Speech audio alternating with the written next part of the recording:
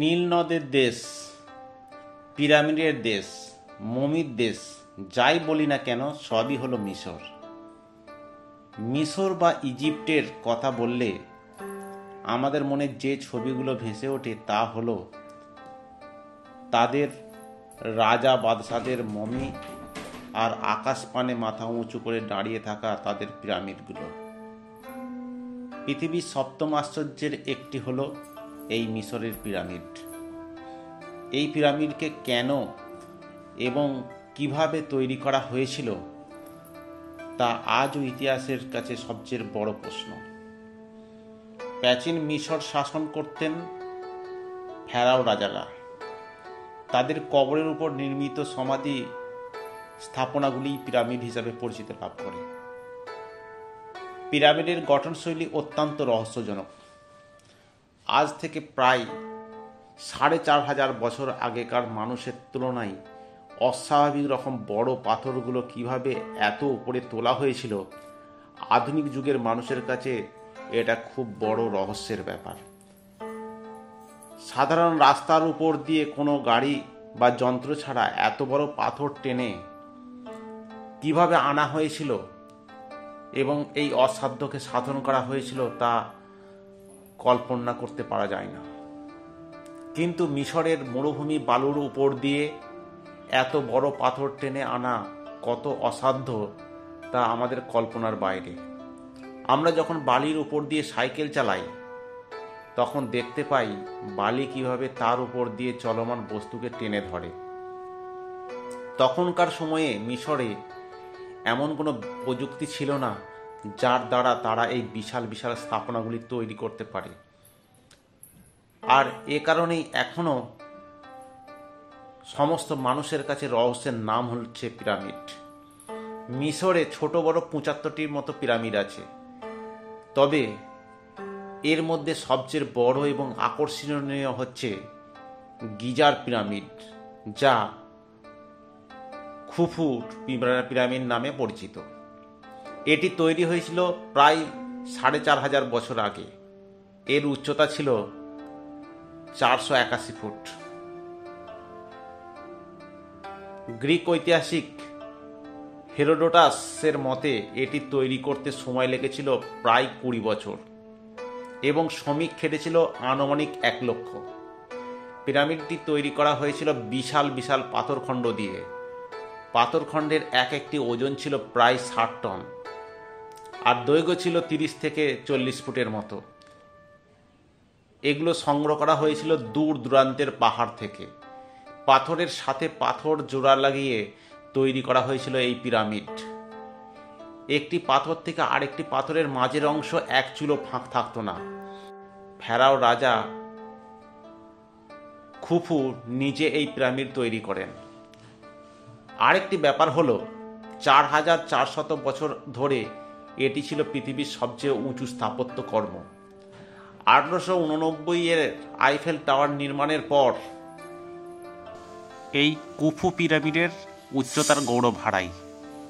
খুফুর পিরামিডের পাথরের গায়ে মূল্যবান চুনাপাথর প্লাস্টার করা ছিল।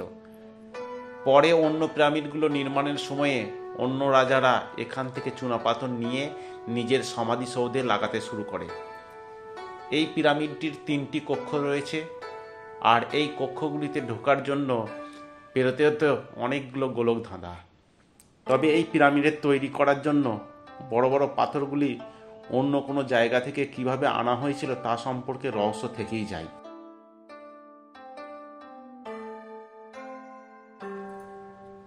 একটি থিওরির মতে প্রাচীন মিশরবাসীরা এই বড় বড় পাথরের ব্লকগুলোকে টানার জন্য বিভিন্ন কৌশল অবলম্বন করেছিল,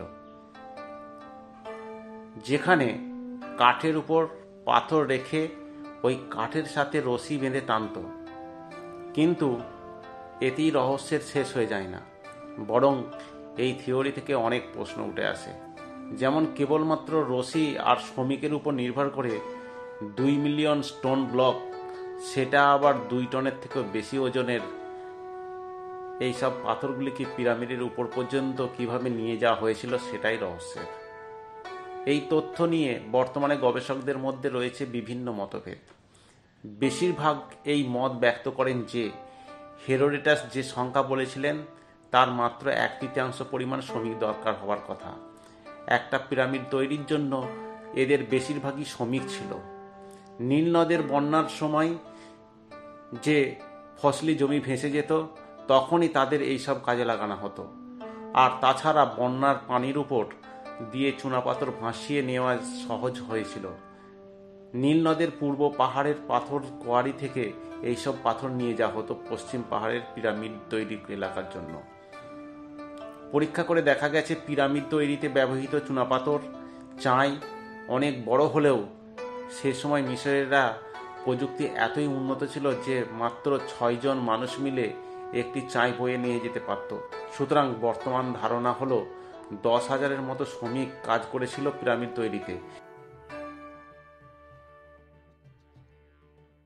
প্রায় 4,500 বছর আগের এই ডায়েরিতে পিরামিড নির্মাণের কাজে শ্রম দেওয়া শ্রমিকদের দৈনন্দিন কাজের তালিকা রয়েছে। এখানে বলা আছে, গিজার পিরামিডের কাজে ব্যবহৃত বিশাল বিশাল পাথরখণ্ডগুলি সমুদ্র থেকে মরুভূমিতে এসব শ্রমিকরাই টেনে আনত।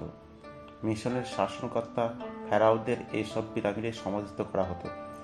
মেরির এর ডায়েরি থেকে জানা যায় তিনি তৎকালীন মিশন রাজার কর্মচারী ছিলেন।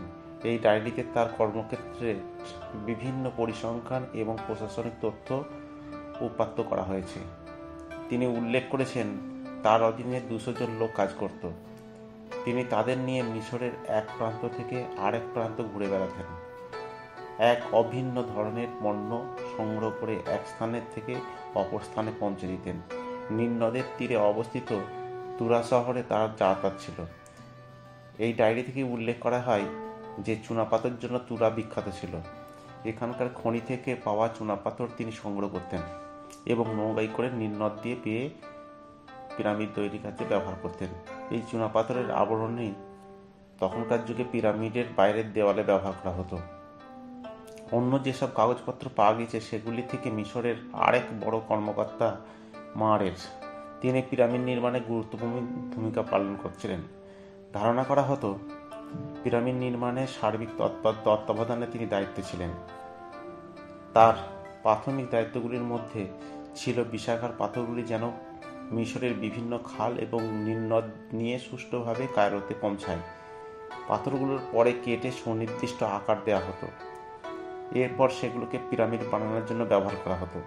মিশরের রাজাদের বলা হতো ফেরাও। মিশরের প্রজাগণ তাদের ফেরাওদের দেবগানে পূজা করত। এই ফেরাওদের মধ্যে একটি জিনিস লক্ষ্য করা যায়, তারা ক্ষমতা গেলেও তাদের মধ্যে বিচিত্র খেয়াল এবং ইচ্ছার কথা। মিশরের ফেরাও যেমন ইচ্ছা ছিল, তাদের নশ্বর দেহর মৃত্যুর পরবর্তী সময়ে অবিনশ্বর থাকে।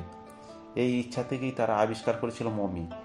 পিরামিড নামক উঁচু সমাধি স্তম্ভের মধ্যেই রাখা হতো মমিগুলো। এত কিছুর পরেও পিরামিড রহস্যের সমস্ত উদ্ধার করা সম্ভব হয়নি।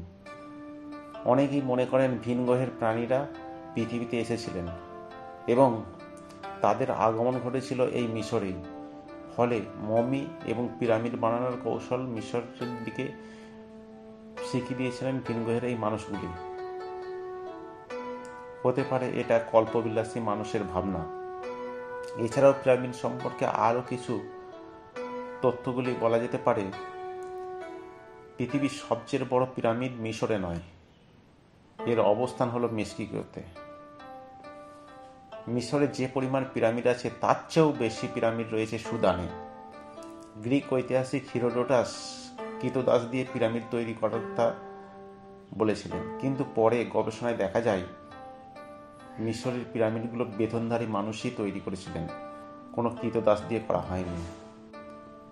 পিরামিডের ভেতরে তাপমাত্রা নির্দিষ্ট এবং এই তাপমাত্রা পৃথিবীর গড় তাপমাত্রা সমান 20 ডিগ্রি সেন্টিগ্রেড তাপমাত্রা সর্বদা বিরাজ করে। পিরামিড তৈরিতে যে চূর্ণ যন্ত্র ব্যবহৃত হয়েছিল সেগুলি ছিল গবেষকদের কাছে সম্পূর্ণ অজ্ঞাত এবং পাথরগুলির রাসায়নিক গঠন আর কোনোদিন পুনরায় উৎপাদন করা সম্ভব নয়। পৃথিবীর সবচেয়ে পুরাতন জামা পাওয়া গিয়েছিল এই মিশরে। এটি ছিল প্রায় 5,000 বছরের পুরনো।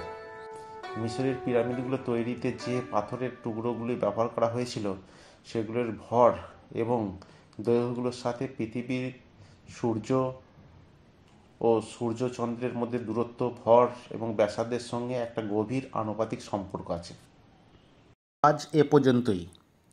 যদি ভিডিওটি ভালো লাগে, please like, share and subscribe my channel.